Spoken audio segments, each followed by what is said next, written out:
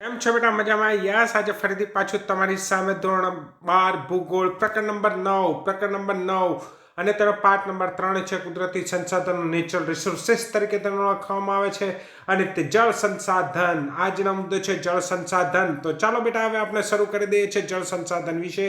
પરંતુ તે પહેલા મારે તમને કંઈક કહેવું છે કે ધોરણ 11ના લાઈવ ક્લાસ માટે ધોરણ 11ના લાઈવ ક્લાસ રોજ સવારે 11 વાગે અને ધોરણ 12નો લાઈવ ક્લાસ રોજ સાંજે 4 વાગે તમને લાઈવમાં જોડાઈશું. યસ બેટા, યસ. ક્લાસની અંદર જેવી રીતે આપણે શાળાની અંદર ભણતા હતા તે જ રીતનો અનુભવ તમને અહીં પણ પ્રાપ્ત થશે. તો આવા જ વિડીયો મેળવવા માટે તેજસ પાઠક ચેનલને સબસ્ક્રાઇબ કરો. યસ, સબસ્ક્રાઇબ કરવા માટે સબસ્ક્રાઇબનું બટન અહીં તમારે દબાવવાનું છે. તેની બાજુમાં તમને અહીં જે દેખાય છે વાદળી કલરનો જે બેલ આઇકોન, તમને જે અહીં જે દેખાય છે આ બેલ આઇકોન બેટા, યસ, આ બેલ આઇકોન પર તમારે ક્લિક કરવાનું છે જેથી તમને તરત જ નોટિફિકેશન મળી જશે. ઓકે બેટા, ચાલો શરૂ કરી દઈએ છીએ જળ સંસાધન. વાત કરીએ તો બેટા, જળ એ માનવીની અત્યંત મહત્વપૂર્ણ જરૂરિયાત છે. એટલે કે એવું કહેવામાં આવે છે માનવીની જરૂરિયાત માટે કે ભાઈ માનવીને જો ખોરાક પાણી અને રહેઠાણ ક્લિયર ને, એટલે કે ખોરાક અને પાણી એટલે યસ બેટા, આવી ગયું આપણું આ પાણી, જરૂરિયાત પાણી. અને જળ પ્રાપ્તિના મુખ્ય 3 સ્ત્રોત છે બેટા. વૃષ્ટિ એટલે નામ પરથી જ તમને ખબર પડી જાય છે બેટા. વૃષ્ટિ એટલે કે શું કહેવાશે? વરસાદ કહેવાશે. યસ બેટા. પૃષ્ઠીય જળ, પૃષ્ઠ એટલે કે જમીન પર અથવા તો તેને સપાટી જળ તરીકે પણ ઓળખવામાં આવે છે. નંબર 3 ભૂમિગત જળ વિશે. યસ બેટા, આજે આપણે આના વિશે જ આજે વાત કરવાની છે. વૃષ્ટિ જળ, પૃષ્ઠીય જળ અને ભૂમિગત જળ. 5 માર્ક માટેનો આ પ્રશ્ન તમને પરીક્ષાની અંદર પૂછાઈ શકે, અથવા તો ખાલી તમને 3 માર્ક માટે પૂછાઈ શકે, 2 માર્ક માટે પૂછાઈ શકે. વૃષ્ટિ જળ વિશે લખો, 3 માર્ક માટે પૂછાઈ શકે પૃષ્ઠીય જળ વિશે લખો. તો ચાલો બેટા, આપણે શરૂ કરી દઈએ છીએ. વાત આગળ કરીએ છીએ. વૃષ્ટિ જળ બેટા, વરસાદ અને હિમવર્ષા. વરસાદ એટલે એવું કહેવામાં બેટા, ખાલી એકલા પાણીના ટીપા એકલા નથી પડતા, પણ વરસાદ અને હિમવર્ષા. હિમવર્ષા એટલે કે કરા આપણે કહીએ છીએ ને બેટા, યસ, કરા. ઓકે. પૃથ્વીની સપાટીને જળ પ્રાપ્ત થાય છે. એકદમ ક્લિયર બેટા? ઓકે. હવે તમને એમ વાત કરવામાં આવે છે કે ગુયાના હવાઈ ટાપુઓ અને ભારતના મેઘાલયમાં બેટા, ભારતનું મેઘાલય એટલે આપણે ટેક્સ્ટ બુકની અંદર જોઈશું ને બેટા, તો પેલા 7 સિસ્ટર જોવા મળે છે. ઓકે ને, ત્યાં આગળ મેઘાલય. અને એવું પણ કહેવામાં આવે છે કે સૌથી વધારે જો વરસાદ જો જ્યાં આગળ પડતો હોય તો તે ચેરાપુંજી છે બેટા. ભારતમાં સૌથી વધારે વરસાદ પડતો વિશ્વનો. યસ. ઓકે. જ્યારે અન્ય દેશો કયા બેટા? ચીલી, લિબિયા, ઇજિપ્ત, સુદાન, નામીબિયા બેટા. ચીલી, યસ, તમે બેટા અહીં આગળ જોઈએ જ શકશો. ચીલી, નામીબિયા. ચીલી અહીં આગળ આવેલું છે દક્ષિણ અમેરિકાની અંદર. ઓકે બેટા. લિબિયા, ઇજિપ્ત, સુદાન એ દક્ષિણ આફ્રિકામાં આવેલું છે બેટા. અહીં ખૂબ જ ઓછો વરસાદ થાય છે. ઓછો વરસાદ થાય છે એનો મતલબ એવું કે બેટા ત્યાં આગળ રણ પ્રદેશ છે. ઓકે. જંગલોને એનું પ્રમાણે ઓછું છે, પણ આ વિસ્તારોમાં બેટા વરસાદ ઓછો છે. વધારે વરસાદ કયા છે બેટા? ગુયાનાના હવાઈ ટાપુ અને ભારતના મેઘાલયમાં સૌથી વધારે વરસાદ પડે છે. યસ બેટા. આગળ વાત કરીએ છીએ તે પ્રમાણે કે ભારતના પૂર્વોત્તર રાજ્યોમાં બેટા, ભારતના પૂર્વોત્તર રાજ્યોના પશ્ચિમ ઘાટના કિનારાના પ્રદેશો પર સામાન્ય કરતાં વધારે વરસાદ પડશે. યસ બેટા, તમે પાછું તમારું છેલ્લું પેજ, ટેક્સ્ટ બુકનું છેલ્લું પેજ જોઈ લો એટલે તમને પાછી તરત આઈડિયા આવી જશે બેટા કે ભારતના પૂર્વોત્તર રાજ્યો એટલે કયા રાજ્યો કહેવાય ખબર બેટા? આ 7 સિસ્ટર વાળા, હે ને? યસ. એટલે જ બેટા આ વિડીયોની પણ એક ખાસિયત છે બેટા, હે ને, પીપીટી વાળા વિડીયોની, કે અહીં પણ તમને ઇમેજ દ્વારા દર્શાવવામાં આવે છે, જેમ લાઈવ ક્લાસની અંદર દર્શાવવામાં આવે છે તેમ બેટા. યસ. પશ્ચિમ ઘાટના કિનારાના પ્રદેશો બેટા, પશ્ચિમ ઘાટ અહીં આગળ આવેલો છે. બસ આ આખી જે લીટી જાય છે ને ત્યાં કિનારાના પ્રદેશો. કારણ કે તમને ખબર જ હશે બેટા, જો વરસાદ જો ગુજરાતની અંદર આવવાનો હોય ને તો પહેલો કેરળના કિનારે જાય બેટા. ઓકે. કેરળના કિનારાથી પછીથી ધીરે ધીરે ગુજરાત તરફ. એટલે જેમ કહેવામાં આવે કે જો કેરળના કિનારા પર જો વરસાદ પડે તો 5 થી 6 દિવસની અંદર આપણે ગુજરાતમાં વરસાદ આવી શકે છે. એટલે કે સૌથી વધારે વરસાદ ક્યાં પડે છે બેટા? આ પૂર્વોત્તર રાજ્યો, પશ્ચિમ ઘાટના કિનારાના વિસ્તારોમાં જરૂરિયાત કરતા, સામાન્ય કરતા વધારે વરસાદ પડે છે. વિશ્વના એવા કેટલાય પ્રદેશો છે બેટા કે જેનું અર્થતંત્ર માત્ર વૃષ્ટિ પર આધારિત છે, એટલે કે આકાશી ખેતી પર છે. એટલે કે શું બેટા? એટલી એમની જોડે ટેકનોલોજી નહીં હોય કે જેનાથી તે ભૂમિગત જળનો ઉપયોગ કરી શકતા હોય અથવા તો સપાટી જળનો ઉપયોગ કરી શકતા હોય. એટલે કે તેમને છે ને બેટા, યસ, વરસાદ દ્વારા જે કંઈ પાણી મળે છે તેનો ઉપયોગ કરીને જ તે લોકોને પોતાનું જીવન વિતાવવાનું હોય છે. યસ બેટા. ઓકે. તો પછી આગળ કહીએ છીએ બેટા પૃષ્ઠી જળ વિશે વાત કરીએ. પૃષ્ઠી જળની અંદર શું થશે બેટા? પૃષ્ઠીય જળ એટલે કે સપાટીનું જળ. ક્લિયર બેટા? એકદમ એકદમ પૃષ્ઠીય જળ એટલે યસ સપાટીનું જળ. અને આવું સપાટીનું જળ તમને ક્યાં જોવા મળે છે? કે વરસાદના પાણીના ઝરણા બેટા, વરસાદ પડે છે ત્યારે ઝરણા ને એમ બધું બેટા ભરાઈ જાય છે. ઓકે, નદીઓ સ્વરૂપે સપાટી પર વહે છે. ઝરણા એટલે નાના નાના ધોધ બેટા. ક્લિયર ને? ઓકે. તળાવો, સરોવરો વરસાદી જળનો સંગ્રહ થાય છે. સપાટી પર ક્યાં ક્યાં આપણને જોવા મળે બેટા? પાણી ક્યાં ક્યાં જોવા મળે? એક તો ઝરણામાં જોવા મળે, નદીઓમાં જોવા મળે, તળાવોમાં જોવા મળે અને સરોવરોમાં જોવા મળે. એકદમ ફાઇન ને બેટા? યસ. સપાટી પરના સંગ્રહ પામેલા જળને પૃષ્ઠીય જળ કહેવામાં છે બેટા. યસ, આ મેં મોસ્ટ આઈએમપી વ્યાખ્યા બેટા. પૃષ્ઠીય જળ કોને કહેવાય? કે પૃથ્વીની સપાટી પરના સંગ્રહ પામેલા જળને પૃષ્ઠીય જળ તરીકે ઓળખવામાં આવે છે. ક્લિયર બેટા? ઓકે, ચાલો આગળ વાત કરીએ છીએ આપણે. આ પૃષ્ઠીય જળની વાત થઈ, એટલે કે સપાટી જળની વાત થઈ બેટા.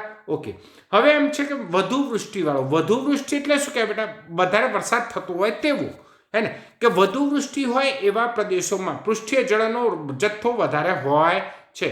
એટલે શું કહેવાય બેટા? એટલે શું કહેવાય? કે જ્યાં આગળ વધારે વરસાદ થાય છે, ક્લિયર, તો ત્યાં આગળ વધારે જળનો જથ્થો વધુ પ્રાપ્ત થાય છે. ઓકે, હું એમ કહું કે બેટા જો હું ઉનાળાની અંદર જો તાપની અંદર વધારે જો ફરતો હોઉં, ઓકે, તો મારી સ્કિન કેવી પડી જાય? વધારે કાળી પડી જાય. એટલે એવું જ થયું ને બેટા કે જ્યાં આગળ વરસાદનું પ્રમાણ વધારે છે ત્યાં સપાટી જળ વધારે મળે છે.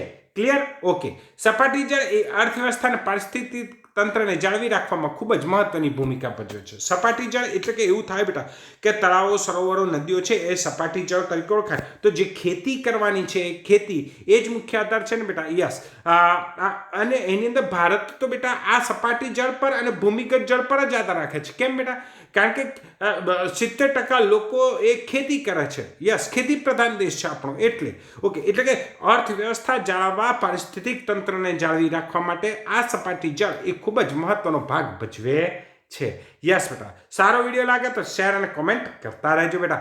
ઓકે, ચાલો વાત આગળ કરીએ છીએ બેટા કે પૃષ્ઠીય જળનો વિશ્વમાં સૌથી, યસ, પાછું બેટા આપણી ટેક્સ્ટ બુક કરીને એના જ નકશાનું મેં બેટા હેડિંગ કાઢેલું છે. હા, આ વસ્તુ શું કરેલું છે મેં કે પૃષ્ઠીય જળનો વિશ્વમાં સૌથી વધુ જથ્થો ક્યાં આગળ બેટા? યુએસએ અને કેનેડાની સરહદ પર આવેલો છે. યસ બેટા, આ યુએસ અને કેનેડાની સરહદ, યુનાઇટેડ સ્ટેટ ઓફ અમેરિકા. 7 સરોવરો હતા ને બેટા, 5 સરોવરો. યસ, તે બધા જ સરોવરનું નામ છે પાછું, હે ને? તો આ વિશાળ સરોવરને ગ્રેટ લેક્સમાં સમાયેલા છે બેટા. ગ્રેટ લેક્સ અને પેલી નદીનું નામ હતું ખબર ને તમને? પરિવહનના વાળા પાઠમાં ભણ્યા હતા આપણે. યસ, લોરેન્સ નદી. ક્લિયર બેટા? એટલે કે આ ગ્રેટ લેક્સ એટલે કે આ જે સરોવર છે, કયા કયા 5 સરોવર છે બેટા? Number 1 Superior, Michigan, Huron, Erie, Ontario. કયા કયા બેટા? નામ તમને યાદ રહી જશે. થોડું થોડું તમારે રિપીટ કરતા રહેશો વારંવાર તો તમને તરત ખબર પડી જશે. કયો કયો બેટા? સુપિરિયર સરોવર, મિશિગન સરોવર, હ્યુરોન સરોવર, ઇરી, ઓન્ટારિયો. ક્લિયર થાય છે? યસ બેટા. ઓકે, ફરીથી એટલે કે આ સૌથી વધારે આ જે સપાટી પરનો જથ્થાની વાત કરી હતી બેટા, તો નદીની વાત થઈ ગઈ. ઓકે, સરોવરો, તળાવો અને સરોવરો સૌથી વધારે ક્યાં આવ્યા? કેનેડા અને યુનાઇટેડ સ્ટેટમાં બેટા. ઓકે, ચાલો આગળ કહીએ છીએ કે વિશ્વમાં સૌથી લાંબી નદી બેટા. યસ, આ જે કઈ નદી તમને આજે દેખાય છે ને, યસ, એ છે નાઇલ નદી બેટા. યસ, નાઇલ નદી, હે ને? સૌથી લાંબી નદી છે બેટા નાઇલ નદી. યસ, કેટલાક દેશોમાંથી પસાર થાય છે અને આ સૂકા પ્રદેશો માટે આ નાઇલ નદી એ જીવનદાત્રી છે.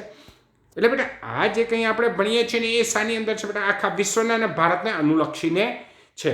ઓકે બેટા, કઈ સૌથી, એટલે કે 1 માર્ક માટે પૂછાઈ શકે. હા, કારણ કે વૈકલ્પિક પ્રશ્નોની અંદર કે સૌથી લાંબી નદી કઈ છે વિશ્વની, તો આપણે લખી શકાય બેટા નાઇલ નદી. ક્લિયર? ચાલો આગળ વાત કરીએ છીએ બેટા કે ભારતની વાત આવી ગઈ બેટા. એકદમ ધ્યાન રાખજો. હા, ભારતની નદી આવી ગઈ છે. યસ, ભારતની અંદર સૌથી લાંબી નદીમાં ભારતમાં ગંગા. યસ બેટા, આ ગંગા નદી અહીંથી આમ આવે છે. જોયું તમે? નામ પણ આપેલું છે, ધ્યાનથી તમે જોજો. ઓકે, પછીથી આવે છે બેટા ગોદાવરી. આ ગોદાવરી નદીનો આ જી દેખાતો હોય તો તમને. યસ, ઓકે, એની નીચે છે બેટા કૃષ્ણા. યસ, આમ કરીને, હે ને? પછી યસ, એની ઉપર બેટા ગંગા તો હતી જ બેટા. ઓકે, સતલુજ નદી. યસ બેટા, સતલુજ નદી અહીંથી આમ જાય છે બેટા. હા ને? અને પાકિસ્તાનમાં જતી રહે છે બેટા. ઓકે, બ્રહ્મપુત્રા નદી બેટા. બ્રહ્મપુત્રા નદી એ અહીંથી આમ ઉપર થઈને આવે છે. કેવી રીતે આવે છે ખબર તમને? આ બ્રહ્મપુત્રા નદી આવી રીતે આવે છે. કેવી રીતે? આવી રીતે આવે છે. કહી દઉં. એ અહીંથી આમ બ્રહ્મપુત્ર નદી આપણા આસામ મેઘાલયમાં થાય ને પશ્ચિમ બંગાળ ખરું એ ખરું અને બાંગ્લાદેશમાં. ઓકે ચલો, એટલે પછીથી વાત શું થઈ હતી બેટા? આપણી ગોદાવરી નદી થઈ, કૃષ્ણા નદી થઈ અને નીચે છે બેટા મહાનદી. ક્લિયર થઈ? આ બધી નદીઓ એ ભારતની અંદર સપાટી જળ પૂરું પાડે છે અને તેની બધી શાખાઓ છે બેટા. કારણ કે જાણવું જરૂરી છે આપણે કે કઈ નદી ક્યાં આવેલી છે. કારણ કે બેટા 5 માર્કનો જે નકશો પૂછાય છે ને વિભાગ એની અંદર આ એક નદી અને તેની પર આવેલા બંધ વિશે ભણવાનું હોય છે. અને એ બંધ વિશે પણ બેટા હવે તમને કહી દઈએ ક્યાં આગળ કેવી રીતે જોઈએ. ગંગા નદી પર બેટા એકદમ ધ્યાન રાખીને બેટા જોજો. આનો એવું હોય ને તો તમે સ્ક્રીનશોટ પાડી દેજો, તમને આઈડિયા આવી જશે બેટા. ઓકે ચલો વાત કરીએ છીએ એ કે ગંગા નદી બેટા જોઈએ. હા, ગંગા નદી પર આ ગંગા નદી મેં તમને બતાડીને તો તમને અહીંથી આમ એકદમ સ્પષ્ટ જોઈ શકાશે. હા બેટા, તો આ ટેહરી બંધ છે બેટા. ટેહરી છેક ઉપર, હા બેટા બોર્ડર ઉપર આવેલો છે. યસ, ગંગા નદી પરનો ટેહરી બંધ બેટા. સતલુજ નદી પર ભાખરા નાંગલ બેટા બંધ, અહીંથી આમ જશે બેટા ભાખરા નાંગલ. ક્લિયર બેટા? ઓકે. મહાનદી પર હીરાકુંડ. કેવી રીતે બેટા યાદ રાખશો? મહાનદી એવી રીતે યાદ રાખવાનું છે. હા ને, મહા હીરાકુંડ. ક્લિયર બેટા? કારણ કે આમાંથી ગમે તે એક નદી પરનો એક બંધ પૂછાય છે. ઓકે બેટા. નર્મદા નદી પર સરદાર સરોવર બંધ બેટા. અહીંથી આ નર્મદા નદી આવી અને અહીં આગળ તમને આ ડાર્ક બેટા દેખાય છે ને એક ટપકા જેવું. યસ, તેને શું કહેવામાં આવે છે? સરદાર સરોવર બંધ તરીકે ઓળખવામાં આવે છે. કૃષ્ણા નદી પર બેટા, કૃષ્ણા નદી પર. યસ, કૃષ્ણા હે ને, અહીં આગળ કૃષ્ણા નદી આવેલી છે. જોઈએ બેટા, કૃષ્ણા નદી ને બંધ નામ યાદ રાખવા માટે કેવી રીતે યાદ રાખીશું કે કૃષ્ણા નદી કૃષ્ણા અને અર્જુન બેટા, કૃષ્ણ ને અર્જુન. ક્લિયર ને? સારથી બને તો, અર્જુનનો સારથી બને તો કેવી રીતે બેટા કહેવાશે કે કૃષ્ણા નદી પર આવેલો બંધ કયો કહેવાશે બેટા? નાગાર્જુન સાગર. કયો બંધ કહેવાશે બેટા? નાગાર્જુન સાગર. આ બંધનું સપાટી જળ એ સંસાધન ભારતના આર્થિક અને સાંસ્કૃતિક વિકાસમાં મહત્વનો ફાળો છે. નર્મદા નદીનું સરોવર બંધ એ છેક બેટા આપણે કચ્છ સુધી એનું પાણી જાય છે. જીવાદોરી જ છે ને બેટા આ બધા બંધ. યસ, એટલે કે સપાટી જળ એ મુખ્ય છે બેટા, સપાટી જળ. હે ને? આગળ વાત કરીએ છીએ આ બંધ ધ્યાન રાખજો. હા બેટા, બંધ તમે ખાસ ધ્યાન રાખજો. ઓકે. ભૂમિગત જળ એટલે શું કહેવાય બેટા? કે જમીનની અંદર રહેલું જળ, તેને શું કહેવાશે બેટા? ભૂમિગત જળ તરીકે તેને ઓળખવામાં આવે છે. તો કહીએ છીએ કે ભૂમિગત જળ કેવી રીતે જાય છે? તો અહીં આગળ બેટા તમે જો જોતા હશો ને અહીં આગળ તો વરસાદ પડે છે અહીં આગળથી, બરોબર છે. સપાટી પરથી પાણી બધું ક્યાં જતું રહે છે? સમુદ્રમાં જતું રહે છે. પરંતુ કેટલુંક પાણી શું થાય છે? એ જમીનની અંદર ધીમે ધીમે ઉતરે છે. અને જમીનની અંદર ઉતરેલું પાણી છે એટલે કે તેને સોર્સ વોટર એવું કહેવામાં આવે છે. દેખો અહીં આગળ અંદર એ લખેલું છે અને અહીં પણ લખેલું છે બેટા ગ્રાઉન્ડ વોટર. ગ્રાઉન્ડ વોટર એટલે કયું કહેવાય બેટા? ભૂમિગત જળ. બરાબર ને? આ આપણો ત્રીજો મુદ્દો હતો. ઓકે. આવું પણ આપણે બેટા 11માં ભણી ગયા હતા બેટા ભૂકંપ અને જ્વાળામુખીની અંદર. ઓકે. નદી, સરોવરો, સમુદ્રો વગેરે જળ સ્વરૂપોમાંથી પણ પાણીનો કેટલોક ભાગ ધીરે ધીરે ખડકોમાં બેટા આમ ધીરે ધીરે ખડકોમાં ઉતરે છે બેટા. હે ને? અને તેની વરાળ બને છે. ઓકે. છિદ્રો, તિરાડો, ફાટ વગેરે છિદ્રાળુ ખડક સ્તરોમાં એકત્રિત થાય છે, જેને ભૂમિગત જળ તરીકે ઓળખવામાં આવે છે. વ્યાખ્યા ખબર પડી ગઈ ને બેટા? યસ. સપાટી જળમાં જે કંઈ પાણી રહેલું છે ને એ ધીરે ધીરે ક્યાં આગળ આવશે બેટા? એ આ ધીરે ધીરે ખડકોના સાંધામાં આવશે બેટા, છિદ્રોમાં આવશે, તિરાડોમાં આવશે. ઓકે.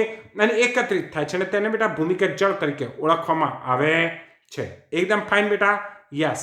ચાલો આગળ વાત કરીએ છીએ ભૂમિગત જળની અંદર કે સપાટી જળ બેટા. સપાટી જળ કેવું જળ? સપાટી જળ એ પ્રાપ્ય